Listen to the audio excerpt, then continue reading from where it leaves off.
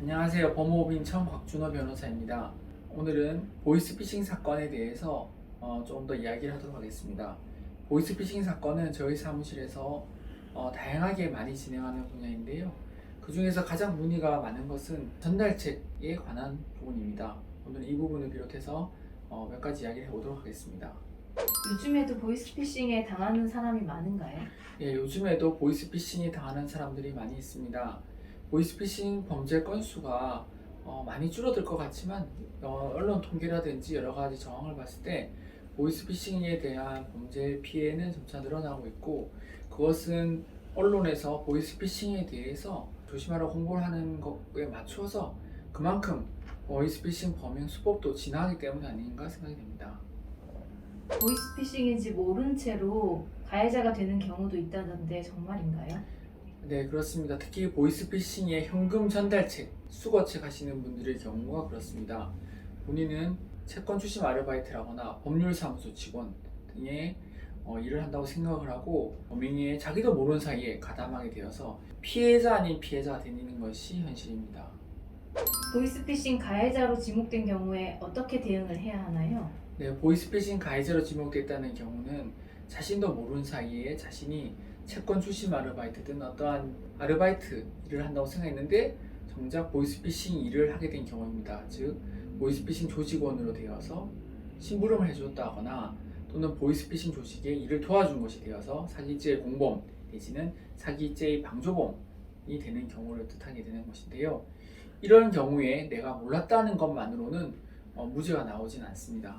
따라서 수사 과정에서나 재판 과정에서 본인의 이러한 사실관계를 밝히긴 하되, 본인의 사실관계를 밝히는 것하고 법정에서 무죄를 주장하는 것하고 다른 측면이 있기 때문에 그 점은 전문가인 변호사와 면밀하게 상담을 하여 진행을 하셔야 됩니다.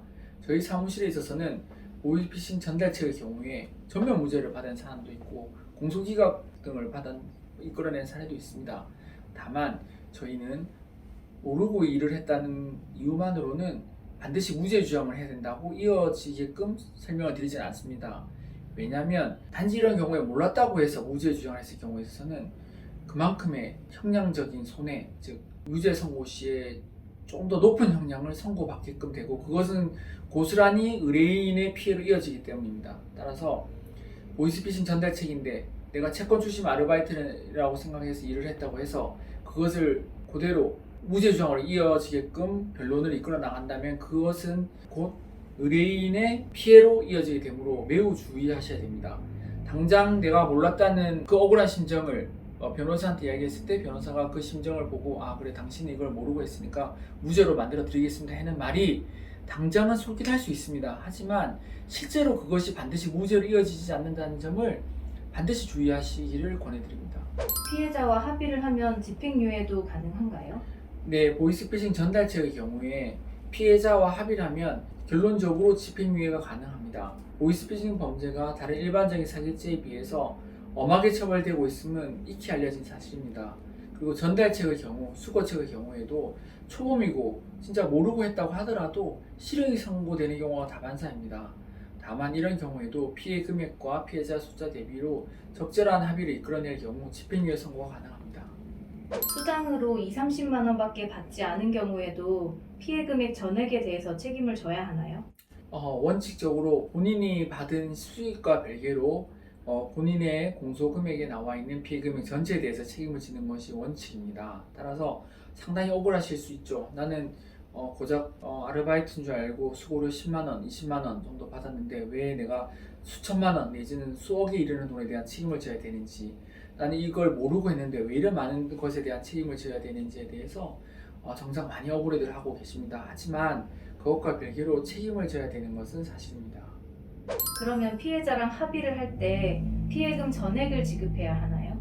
원칙적으로 피해 금액이 있고 그 피해 금액에 대한 법적인 책임을 져야 된다면 그 금액 전체를 변제를 하는 것이 좋을 것이면 두말할 나위가 없을 것입니다. 그렇게 변제를 했을 경우에 재판부의 양형으로 보기도 좋고 합의를 이끌어내는 과정도 매우 수월할 것입니다. 하지만 이러한 사안, 즉 보이스피싱 전달책 사안은 애당초에 여유가 있는 사람들이 하는 범죄가 아닙니다. 돈이 여유가 있으면 보이스피싱 전달책 아르바이트 자리에 낚이지를 않습니다. 보이스피싱 전달책 아르바이트, 즉 현금 수거책 이런 일을 하시게끔 되는 분들은 코로나로 인해서 생계가 어렵다거나 또는 직장에 잠시 쉬고 다른 직장 알아보는 도중이라거나 또는 학생분이시거나 또는 집에서 쉬시는 전업주부 내지는 퇴직하신 분들과 같이 경제적으로 상당히 어려운 형편에 있으신 분들이 많이 있습니다. 따라서 이런 분들은 합의를 하고 싶어도 이 막대한 피해 금액을 생각하면은 합의에 쉽게 선뜻 나서지 못하는 경우가 많이 있으므로 각각 이러한 의뢰인분들이 처해 있는 현실장을 잘 생각해가지고 합의에 나서야 되는 면이 있고 저희 사무실에서는 그런 점을 면밀하게 챙겨드리고 있습니다. 현금 인출책의 경우에 합의 전략이 따로 있으신가요? 제가 앞서 말씀드린 것처럼 현금 인출책, 수거책 하시는 분들은 애당초에 경제적으로 상당히 어려우신 분들이 많이 있습니다. 따라서 피해 금액 전체로 접근을 하게 되면은 너무나 큰 금액의 합의 시도 자체를 안 하게 되는 경우가 많아서 참 안타깝게 생각을 합니다.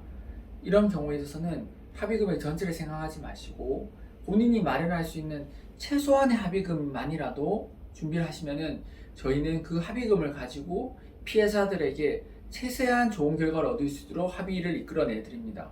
즉 무조건 피해 금액에 대해서 접근을 하시게 되면은 심리적 압박감과 현실의 벽에 부딪히게 되므로 그런 경우에 있어서는 합의의 구체적이고 세부적인 경우 전략을 저희 사무실에 문의 주시면 저희가 풍부한 성공 경험을 통해서 전략적으로 합의의 비율과 합의 배분 방식, 합의금의 사용 분배 등에 대해서 성실하게 상담을 해드리도록 하겠습니다. 저희 사무실은 보이스피싱 사건에 있어서 합의금이 한정되어 있다는 그 특성, 피해 금액은 큰데 합의 금액은 작다는 그 특성을 매우 잘 이해하고 있습니다. 따라서 그것에 근거해가지고 현실적인 조언을 드립니다. 교과서나 그 법리상의 그것이 아닌 실제로 해결할 수 있는 구체적인 조언을 드리고 있으므로 구체적인 것은 저희 사무실에 문의 주시면 안내해드리도록 하겠습니다. 보이스피싱 전달책 수거책에 대한 문의가 계속 이어지고 있습니다. 저희 사무실은 보이스피싱 전달책 수거책 일을 하신 분들에 대한 현실적인 상황을 매우 잘 인식을 하고 있습니다. 이분들은 애당초에 큰 금액의 돈을 바라고 일을 시작한 것도 아니며 보이스피싱 범행에 가담할 생각은 추호도 없었던 분들입니다. 두 번째로는 본인의 범행에 대해서 부주의로 인해서 일어난 일이지만 피해자가 발생한 점에 대해 반성을 하고 합의를 하려고 해도 합의금 자체가 넉넉하지 않으신 분들이 대부분입니다. 그런 상황에 있어서 너가 모르고 했으니까 무죄다 라든지 피해 금액이 이래 크니까 무조건 많은 금액이 있어야 합의를 할 수 있고 그렇지 않은 경우는 합의를 할 이유조차도 없다 이렇게 말씀드린 것은 대단히 잘못된 방법이므로 그런데 너무 속상해하지 마시고 현실적으로 가능한 범위 내에서 저희가 잘 상담을 해드릴 테니 저희 사무실에 문의 주시기 바랍니다. 오늘은 이만 줄이겠습니다.